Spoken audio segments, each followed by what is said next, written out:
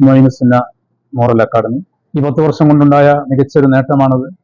അതിന്റെ സ്ഥാപക ദിനം അഥവാ 10ാമത്തെ വാർഷികം കൊണ്ടാടുന്നതോടനുബന്ധിച്ചുകൊണ്ട് ഒരു പുതിയ പദ്ധതിക്ക് രൂപം കൊടുക്കുകയാണ്.